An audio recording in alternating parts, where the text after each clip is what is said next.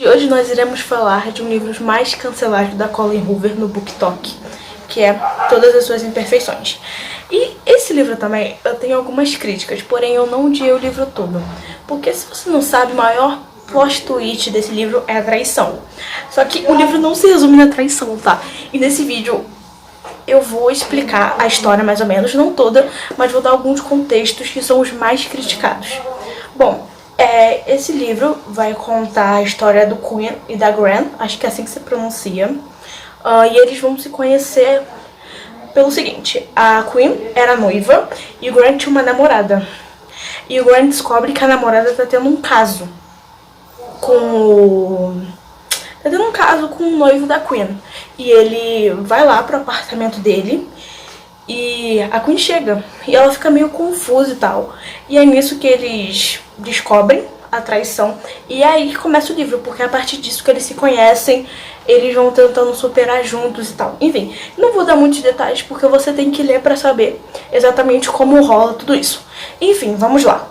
Esse livro se passa no antes e no depois, porque assim, o antes é tudo isso que eu tô contando agora, como eles se conhecem, e o agora é anos depois deles já casados. Então, assim, primeiro acontece toda aquela interação ali da traição e tal, e eles vão pra um restaurante. Acontece algumas coisas, de se reencontram no restaurante e ele passa o número dela, só que ela nunca chamou ele de princípio assim, com medo e tal de viver um novo relacionamento.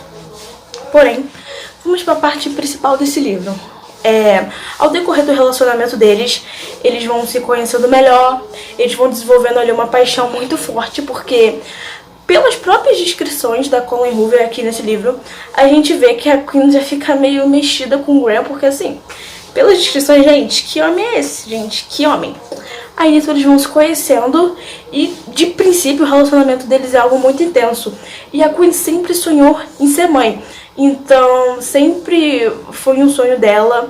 E teve uma conversa deles que eles falam sobre isso e ela conta desse sonho de ser mãe e tal. Enfim, e o livro vai girar em torno disso.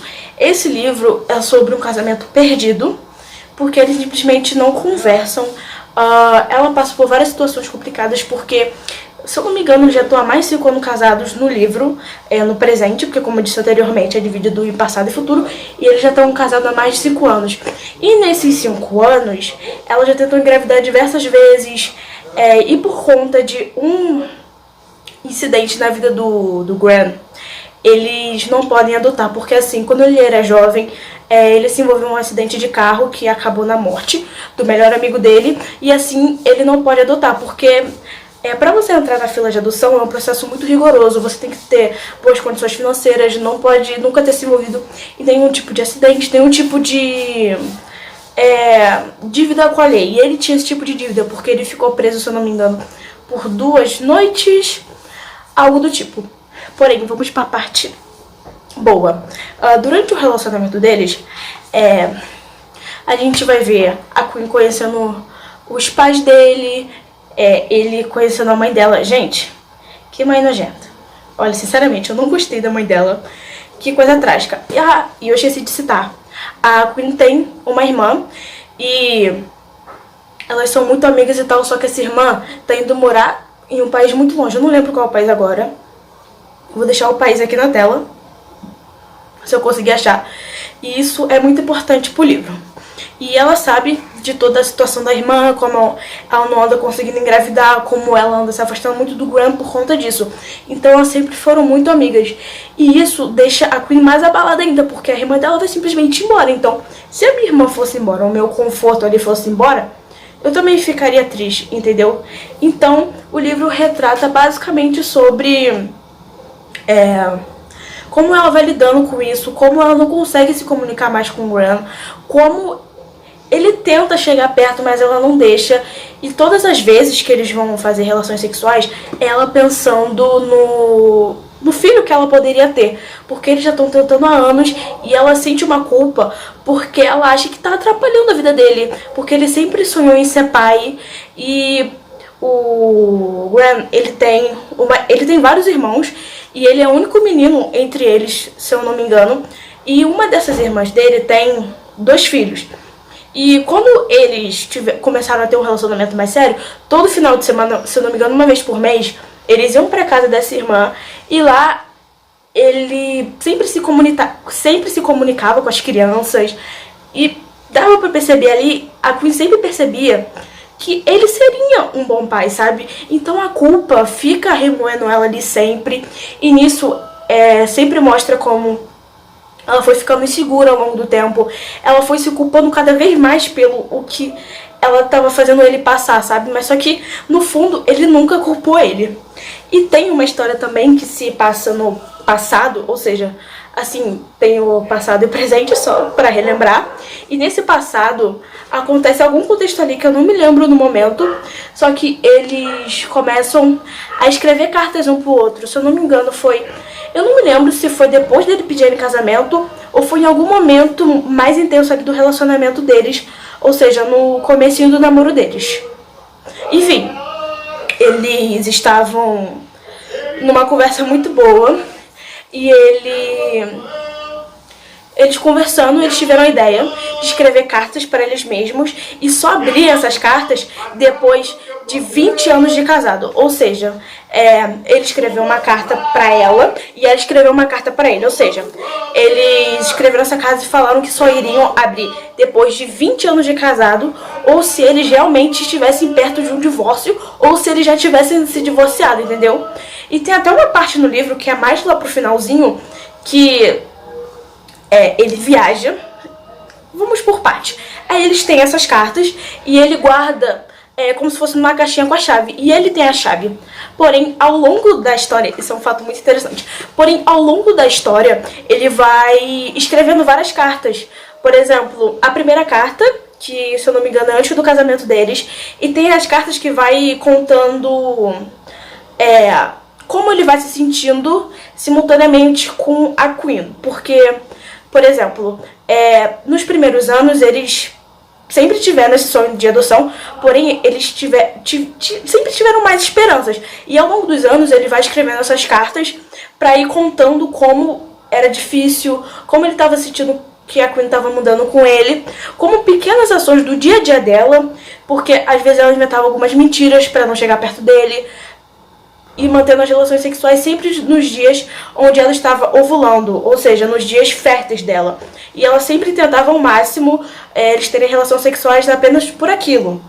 E o Grant se sentia mal, né, porque ele se sentia usado de certa forma, e ela sempre ficava decepcionada porque eles nunca conseguiam ter filhos e tal. E tem uma cena aqui também, que tem duas na verdade. Uma é que eles estão brigados e tal, só que ainda rola desejo sexual como em qualquer casal, eu acho, né? Eles vão lá, tem relações sexuais, porém ele não faz tudo. Gente, vocês sabem como é que funciona, né? Eles não fazem todo aquele processo, entendeu? Ele acaba interrompendo ali o ato porque ele sabe. Ele sentiu que ela não tava tão ali, entendeu? Porque, como eu disse, ela fazia aquilo só pra tentar ficar grávida. E nas cartas, a gente percebe que ele sim sempre tenta resolver de alguma forma. Não tô colocando a culpa em cima da Queen de jeito nenhum, porque a gente entende o lado dela. Porém, é só pra explicar o ponto de vista dele. E nessas cartas ele sempre escrevia tudo. Ela não sabia que ele escrevia essas cartas, porque pra ela só tinha a carta que ele tinha escrito pra ela e que ela tinha escrito pra ele bem no comecinho do casamento deles, ou se eu não me engano até antes, porque como eu disse anteriormente, eu não me lembro. Então assim, ela não sabia que ele ia escrevendo várias cartas ao longo do casamento deles. E tem um hábito muito bonitinho que ele desenvolveu ao longo do relacionamento deles, foi na primeira noite que eles dormiram juntos. Eles tiveram as relações sexuais e ele perguntou pra ela como foi o sonho dela. E ela contou e tal, e eu acho isso muito bonitinho.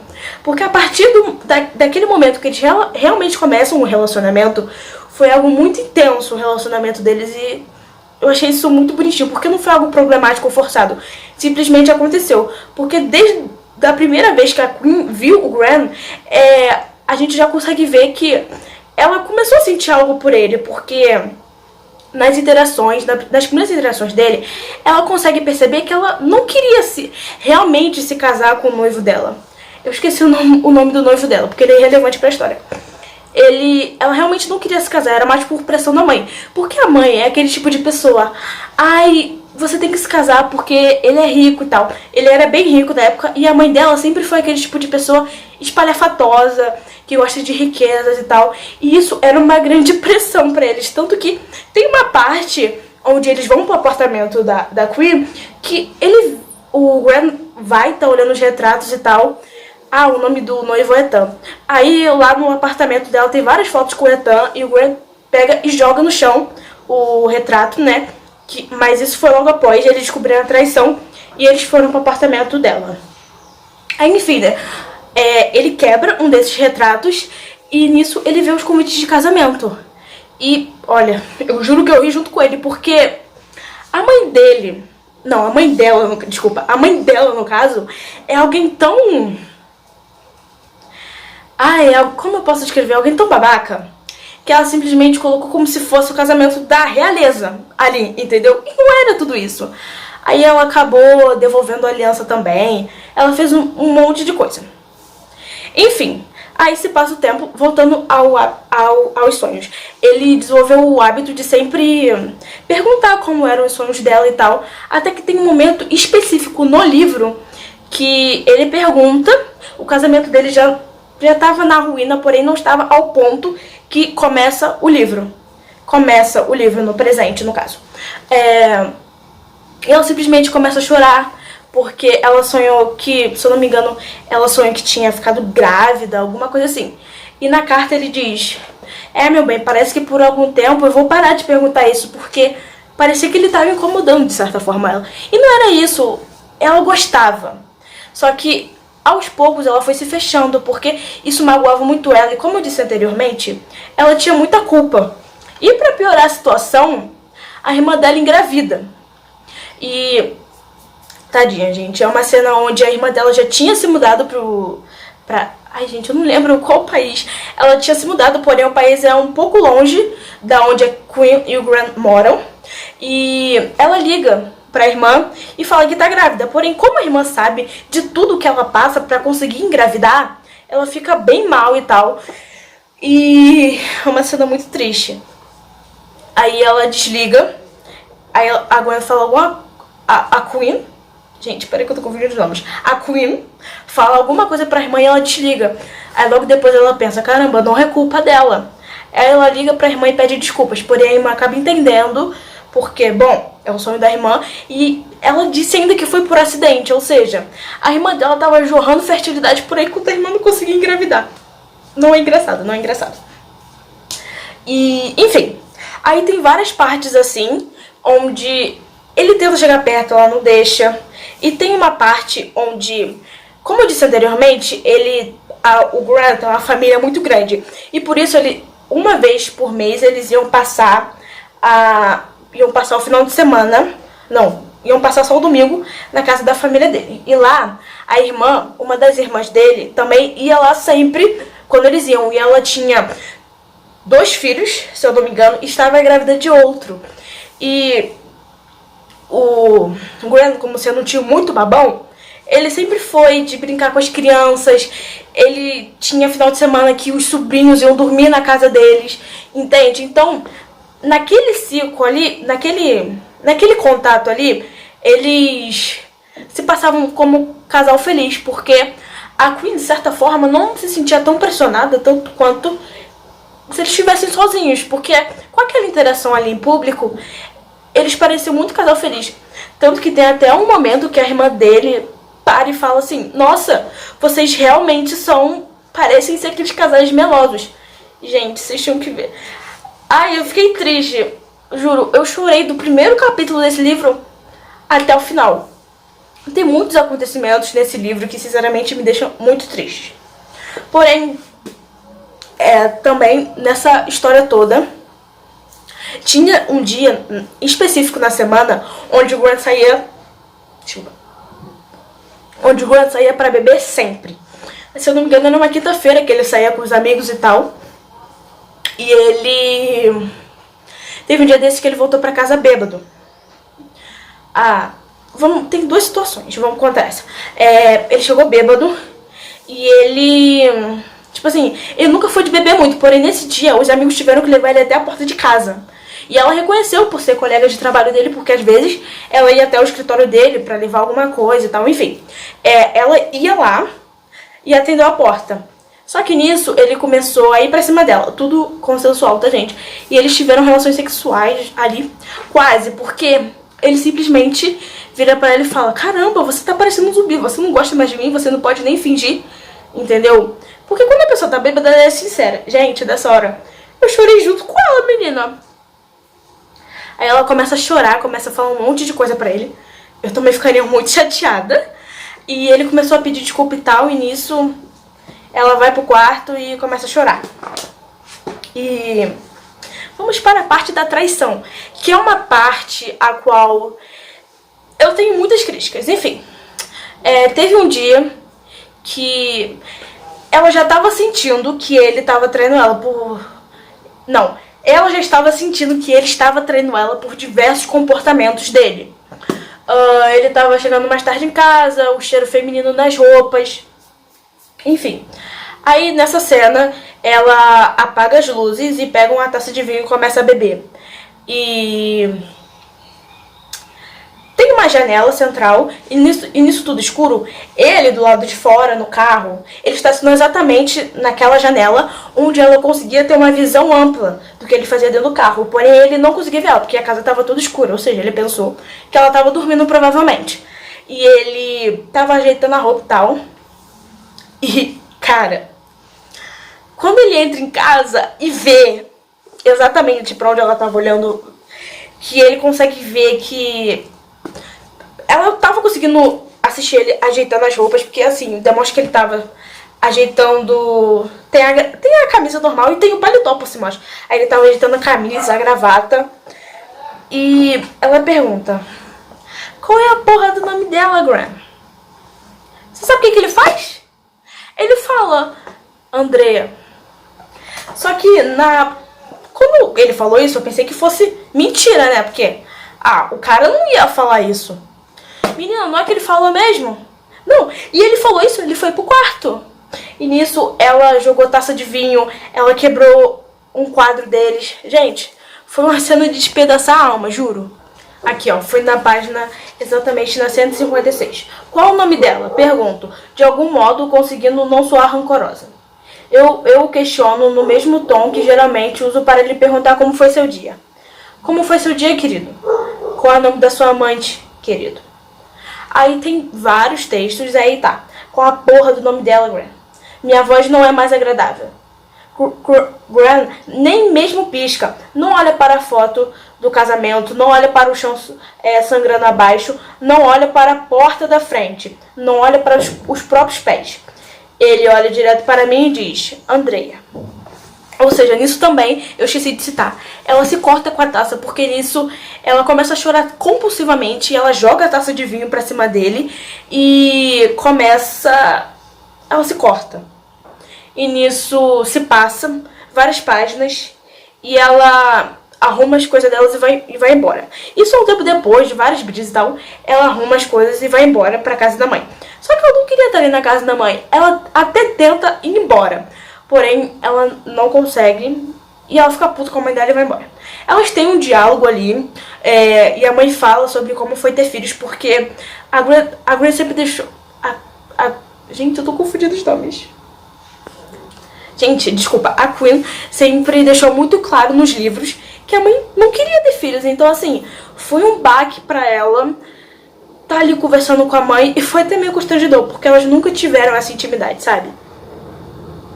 E tem uma parte, nessa parte onde ela volta pra casa, ela entra em casa e ela pensa que não tem ninguém, porque tá escuro e tal. Aí ela vai pro quarto de casal deles. Chegando lá, quem tá lá? O safado. A corna vai lá e deita com ele, mas eu acho que ela tenta dormir, não consegue. Eles têm um pequeno diálogo, porém não dá certo. Aí na outra tentativa, eles vão lá e conversam. E dentro do carro... foi dentro do carro, ele entra lá e começa a explicar. Então vamos lá, eu vou falar pelo que eu me lembro. Esses vídeos normalmente não são pra detalhar a história, mas sim pra o meu ponto de vista, ok? Então vamos lá. Ele entra no carro e começa a explicar. Ele fala que ela é uma colega de trabalho dele e ele nunca se apaixonou de fato por ela, porém ele começou a sentir uma atração porque tudo que a Quinn de antigamente tinha, ela tem. Então elas são muito, se eu não me engano, ele fala que elas são muito parecidas, que o jeito de agir e de falar eram muito parecidos e isso levou ele à traição. Eu achei essa parte muito triste, porque assim, é como se ele falasse assim: olha, eu sinto muito a sua falta, eu não sei o que fazer para resgatar o nosso casamento. Ele deixa isso bem claro várias vezes. Eu não sei o que fazer para resgatar o nosso casamento e eu acabei te traindo porque ela é igualzinha a você. E ele deixou bem claro que não rolou relações sexuais nem nada. Foi uma vez, acho que no trabalho, e outra nessas saidinhas dele pro bar com os amigos. Só que assim, eu não justifico a traição. Essa parte é muito importante. Eu não justifico a traição, porém, eu não culpo. Deixa eu explicar melhor. Ele fala que ele sente... Deixa eu procurar aqui o trecho pra vocês. Aqui, ó. Foi na página 186 que eles finalmente tiveram essa conversa. Ela foi contratada pela firma há alguns meses. Nós conversávamos algumas vezes, mas nunca a vi como nada mais que uma colega de trabalho. Nunca olhei para outra mulher como olho para você, Quinn. Não quero que pense que foi assim que começou. Às vezes ela... Ignorem esse corte que vai ter durante os vídeos, porque o meu Pocket simplesmente parou de gravar e eu tive que começar outra gravação, ok? Então, por favor, não me julguem. Continue com o vídeo. Às vezes, ela fazia coisas que chamavam minha atenção. Não porque achava atraente ou enigmática, mas porque o jeito dela me lembrava de você. Balança a cabeça e abre a boca para falar. Ele percebe que estou presa a interrompê-lo, então sussurra. Apenas me deixe terminar. Nada aconteceu até semana passada. Tivemos um trabalho na quarta-feira, então passamos o dia juntos. Percebi, conforme as horas passavam, que estava encantado por ela, atraído por ela. Mas não porque ela tem algo que falta em você. Estava atraído por Odeia porque ela lembrava você demais. Estar com ela naquela quarta-feira me fez sentir falta de você. Então saí mais cedo do trabalho, pensando que, se convidasse você para um jantar bacana, ou para qualquer programa que deixasse você feliz, talvez você sorrisse para mim como costumava fazer. Ou se interessasse pelo meu dia, ou por mim. Mas quando cheguei, vi você cruzando a sala. Sei que me ouviu abrir a porta, mas por alguma razão, em vez de ficar feliz por eu ter voltado mais cedo, você se trancou no escritório para me evitar. Eita! Não estou apenas cheia de raiva, estou cheia de vergonha. Não achei que ele notasse todas as vezes que tentei evitá-lo. Você só me disse 2 palavras naquela noite, 2. Você lembra quais foram? Assinto, mas mantenho a cabeça enterrada nos braços. Boa noite. Fiquei tão bravo, às vezes entender você é como uma maldita charada, Quinn. Eu estava cansado de tentar descobrir o modo certo de me comportar perto de você. Estava tão zangado que nem dei um beijo despedindo você quando saí para o trabalho na quinta-feira. Quando terminamos o projeto na quinta-feira, eu deveria ter voltado para casa, deveria ter ido embora, mas em vez disso fiquei e conversamos e a beijei. Ou seja, nesse parágrafo que eu queria ressaltar uma coisa pra vocês. Então, ele não se atraiu em si por ela. Ele se atraiu pela forma que ela era parecida com a Quinn e como ela relembrava como ela era no passado, antes daquela tragédia toda acontecer. Entende? Então, ele sempre tenta deixar bem claro que ele não se apaixonou por ela. Se apaixonou pelo jeito que ele lembrava a Quinn. Porém, eu não acho que nada justifique uma traição. E por mais que eles estejam passando por um momento difícil na traição, eu achei meio babaca ele tentar justificar isso. Porém, eu entendo em partes, porque ele sempre tentou chegar perto, porém a Quinn nunca permitia, entende? Então, ele achou uma válvula de escape pra isso, porém foi uma válvula de escape totalmente errada. E nessa conversa, ele sai do carro e ela vai passar algumas semanas na casa da irmã dela. E aqui que ele vai, depois de um tempo, ela já tá 2 semanas lá na casa da irmã dele e ela acha que tá incomodando, então ela diz que vai embora. Porém, o marido da irmã dela é muito amigo do Graham. Eles sempre foram amigos. E diz até no livro que o marido da irmã da Queen é o mais próximo que o Graham chegou de ter um melhor amigo, porque de fato o melhor amigo que ele tinha acabou falecendo, entende? Então assim, é muito triste toda essa situação. E nesse ponto o Graham pega um avião e vai atrás dela. E nessa reviravolta toda, ele acaba escrevendo uma última carta pra ela. E ele leva a caixa. E chegando lá, a irmã da Queen e o marido dela saem e vão dar uma volta para eles poderem conversar. E nisso, eles começam a colocar as cartas na mesa.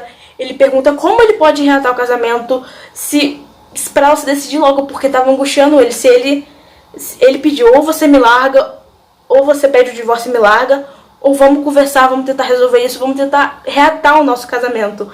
E, cara, é uma coisa que realmente mexeu comigo. Eu até separei algumas frases aqui pra ler pra vocês pelo um perfil no Instagram. Eu vou deixar o nome do perfil do Instagram aqui na tela, lógico, vou dar os créditos, devidos créditos, porque eu sempre pego várias frases desse livro e nos próximos vídeos vai ter várias frases desse perfil, porque assim, são frases perfeitas e são muito boas pra pegar alguns contextos, os quais eu esqueço de colocar aqui no vídeo, porque esse vídeo já tá enorme, vai ficar aí sério, entendeu? Então assim, como eu tava dizendo anteriormente, ele leva a caixa pra lá, pra, tipo assim, caso ela queira o divórcio, ela vai abrir a caixa. E tem um capítulo inteiro onde tem apenas as cartas dele. Gente, eu chorei demais nesse capítulo. Eu vou ler alguns textos aqui pra vocês. Eu vou ler apenas a primeira carta, que não é tanto spoiler como as outras, porque são muitas cartas. Por mim eu leria todas as cartas, mas assim, são muitas cartas. Querida Queen, pensei que eu teria mais tempo para escrever esta carta. Não era para nos casarmos agora. Então, esse é um presente de última hora. Não sou um bom escritor, por isso não tenho certeza sequer se conseguirei expressar em palavras o que preciso dizer. Sou melhor com números, mas não quero entediá-la com um monte de equações matemáticas, tipo eu mais você igual à eternidade. Se pensa que isso é cafona, tem sorte de ter me conhecido quando eu já estava mais velho, e não mais no ensino fundamental. No 7º ano, improvisei um poema que pretendia dar à minha primeira namorada. Felizmente, se passariam anos antes que tivesse uma primeira namorada. A essa altura, já tinha me dado conta de que não era uma boa ideia procurar rimas na tabela periódica para um poema de amor. Uma coisa que eu esqueci de citar pra vocês, lendo essa carta que eu acabei de relembrar, a mãe dela queria que eles organizassem um super casamento. Porém, eles acabaram indo pra outro lugar e se casaram às escondidas, em uma casa de verão que o marido da mãe da Queen tinha.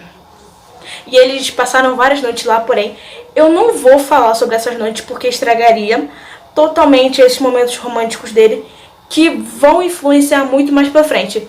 Então, essa primeira carta foi como se fosse um presente de casamento deles, entendeu?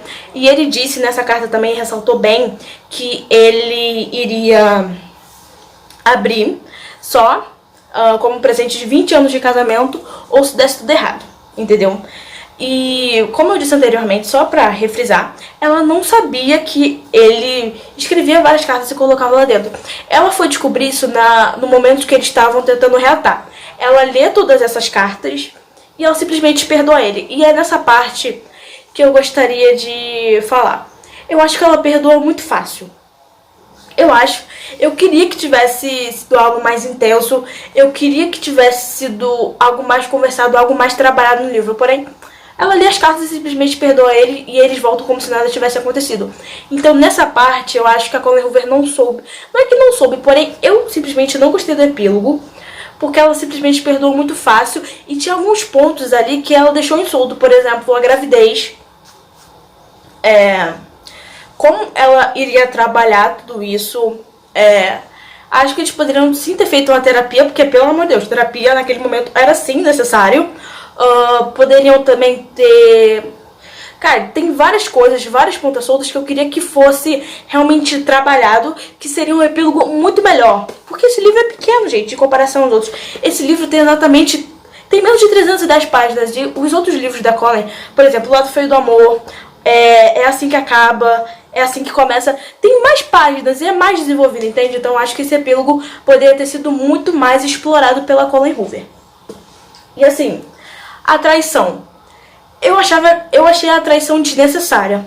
Porém, eu acho que esse livro mostra realmente como é um casamento de verdade, como você tem que lutar por um casamento. Porque se os dois desistirem, acabou. Porque o divórcio em si não é pela falta de amor, em si por algumas situações que complicam. E a pessoa muitas vezes já tá cansada, acha que não vale a pena lutar por aquele amor e simplesmente pede divórcio. Então, todas as suas imperfeições, eu acho que é a realidade de muitos casais hoje em dia. Então, acho que nesse livro a Colleen Hoover quis retratar realmente como funcionam os casamentos e como a falta de diálogo dentro de qualquer relação, seja amizade, seja de família, seja principalmente no casamento, desanda com tudo. Porque às vezes uma simples fala, vamos sentar para conversar sobre tal coisa, ajudaria muito. Eles não teriam chegado a esse nível de quase divórcio, entende? E eu achei essa dinâmica da carta muito legal. Assim, eu posso ter esquecido de falar, e pra ressaltar, o Grant é um cara muito inteligente, então por isso que ele colocou esse negócio da questão matemática. Porque tem uma cena no passado onde ela vai conhecer a família dele, que eu já tinha dito anteriormente, e eles vão no antigo quarto dele. Cara, ele era um nerd. Então, assim, ela até brinca que ele é um cara acima da média e tal. E tem um diálogo deles onde ela se encanta ainda mais por ele. Homens inteligentes da Colleen Hoover são tudo pra mim. Enfim, agora eu vou ler algumas frases aqui do livro, que o Instagram vai estar passando aqui na tela, porque, assim, são perfeitas essas frases. Qual o segredo de um casamento tão perfeito? Nosso casamento não é perfeito. Nenhum casamento é perfeito. Houve momentos em que ela desistiu de nós. Houve ainda mais vezes que eu desisti de nós. O segredo para a nossa longevidade é que jamais desistimos ao mesmo tempo. As palavras machucam. Parte de mim quer revidar e dizer algo doloroso, mas a maior parte sabe que ele está falando a verdade. Então, visto minha máscara de felicidade, me certifico de nunca permitir um vislumbre de tristeza. Pedidos de desculpas são ótimos para admitir arrependimento, mas de pouco valem para esvaziar a verdade das ações que causaram remorso. Agora você já sabe exatamente o que deve procurar. Quando conhecer alguém bom, ele não vai encher você de insegurança, focando em seus defeitos. Vai encher você de inspiração, porque vai iluminar suas qualidades. E uma coisa também muito boa, que no dia que eles se conheceram, eles pediram comida chinesa. Os amantes pediram comida chinesa e eles pegaram e comeram a comida chinesa deles. E dentro dessa... Sempre tem aqueles biscoitinhos da sorte que falam: se você ressaltar todas as suas imperfeições, você nunca irá poder ver todas as suas qualidades. A frase vai estar passando aqui na tela. A frase vai estar passando aqui na tela. E simplesmente é perfeito, ok? Perfeito, perfeito, perfeito. Então, gente, esse foi o vídeo de hoje. Espero que vocês tenham gostado. Se gostou, deixa o like, se inscreve aqui embaixo no canal. Esse vídeo vai ficar muito longo e... Esse vídeo vai ficar muito longo, eu que lute pra editar.